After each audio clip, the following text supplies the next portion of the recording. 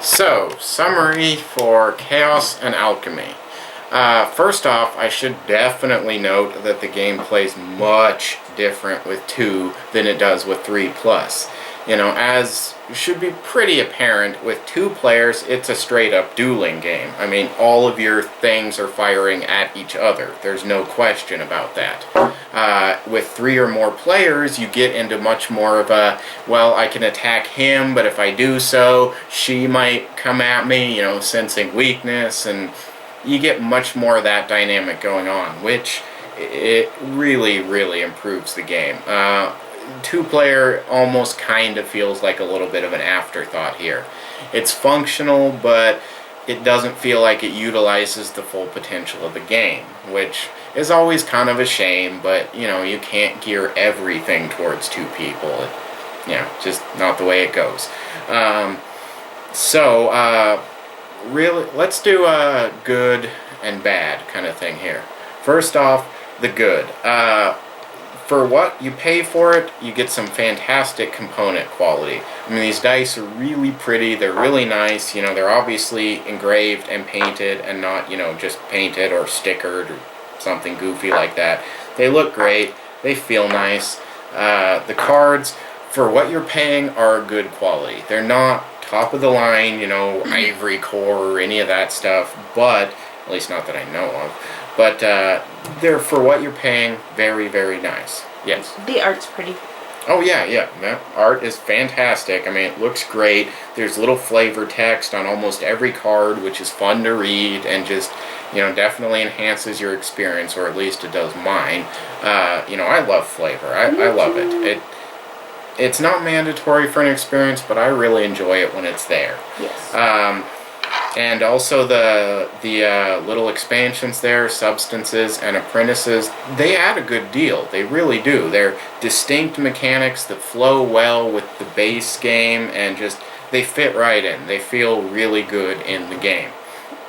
Also, when the game is playing the way it was intended, it flows fast, it's snappy, turns go quick, and oh man, violent upheaval can ensue. It's crazy, but a fun kind of crazy.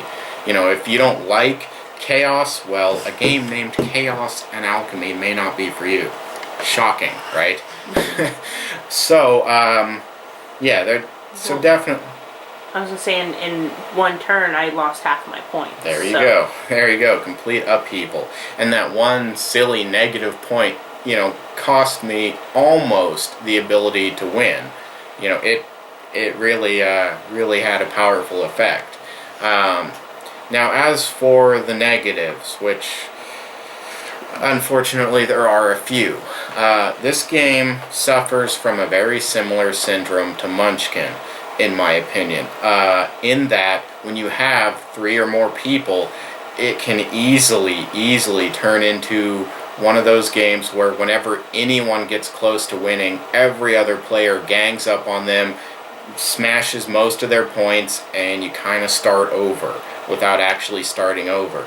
We had I believe it was a 5-player game of this that went on for well over an hour. I mean, it just wouldn't stop. We were determined to finish the game and, you know, play the way you're meant to play, and just, oh my goodness, just, oh, there goes my cards. Okay, I guess I'm not winning. Alright, now I'm going to burn down your cards because you're the next in line winning, and oh, it just bogged down horribly.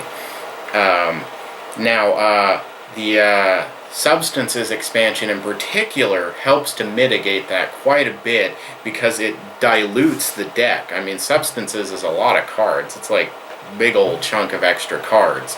So you don't have quite as many of those destroy 2 cards and another laboratory cards coming out. But on the flip side, that also means that you can have a game that ends in a couple turns because you never got a chance to do something about someone else's just, oh, I drew the high point cards, I win.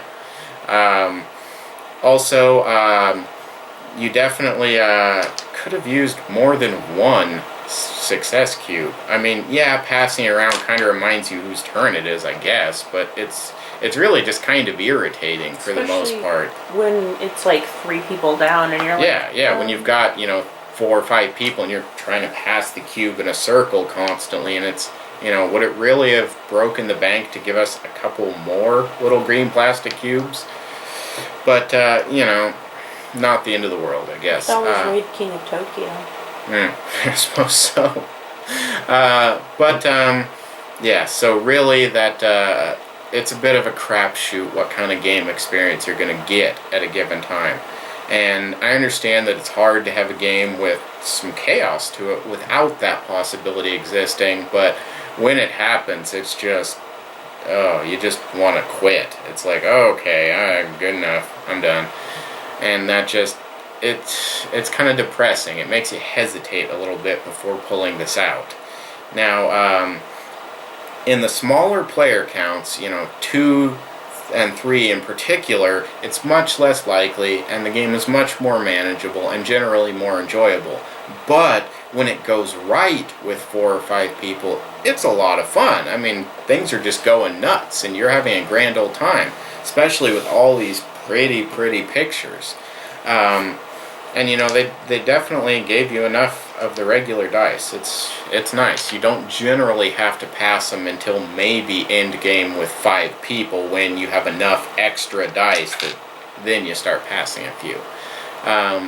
So really, what this kind of boils down to is, if you don't mind the sort of experience where there's a chance, that you'll do the pulling each other down thing for quite a while, then it's definitely worth looking at. It's pretty cheap for what you get out of it. I mean, I think we put like 30 or 35 bucks or something, maybe even less than that, into the Kickstarter and got all of this, which was a great deal. We didn't even show you the tuck boxes it came with, which are very nice, and they're sized so that they can hold sleeved cards, which is fantastic. I love it when they take that into account, because the only reason our copy isn't sleeved currently is because it makes the cards glare funny in a video. So we'll be sleeving them as soon as we're done here, which helps to mitigate the fact that they are cheaper cards. But it's a side effect of a cheaper game, which isn't necessarily a bad thing. So really, hopefully you got a decent idea from the gameplay video if this is for you or not. But, consider that it's going to play a bit differently with more people.